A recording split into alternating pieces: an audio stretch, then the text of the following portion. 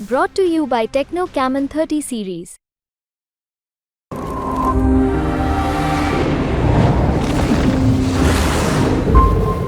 लोकसभा चुनाव की वोटिंग खत्म होते ही नेता अपनी और अपनी पार्टी की जीत को लेकर तरह तरह के दावे कर रहे हैं, लेकिन इस सब के बीच अलग अलग एग्जिट पोल के नतीजे सामने आने से नेताओं की नींदें उड़ गई है।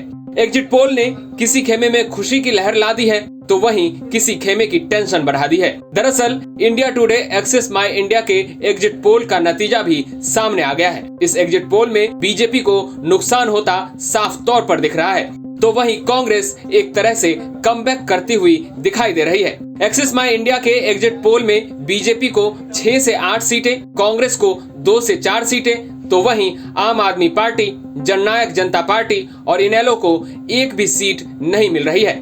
इस एग्जिट पोल में हरियाणा में बीजेपी को 2 से 4 सीटों का नुकसान होता दिख रहा है, तो वहीं कांग्रेस जहां पिछले लोकसभा चुनाव में अपना खाता नहीं खोल पाई थी, तो वहीं लोकसभा चुनाव 2024 के इस एग्जिट पोल में कमबैक करती हुई दिख रही है। और ऐसा अनुमान लगाया जा रहा है कि कांग्रेस को 2 से 4 सीटें मिल सकती है।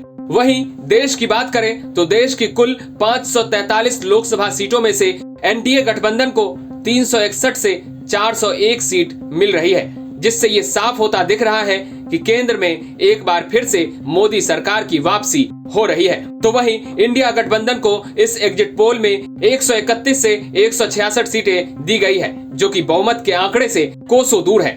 एक्सिस माई इंडिया का फाइनल आंकड़ा 400 को पार करती दिख रही है, लेकिन अगर मार्जिन को देखा जाए तो ये लगभग 40 का मार्जिन है, यानी फाइनल रिजल्ट में बदलाव भी हो सकता है। बहरहाल अगर एक्सिस माई इंडिया का ये एग्जिट पोल एग्जैक्ट पोल होता है तो केंद्र में एक बार फिर से बीजेपी की सरकार बन सकती है, लेकिन हरियाणा में बीजेपी को 2 से 4 सीटों का नुकसान का सामना भी करना पड़ सकता है।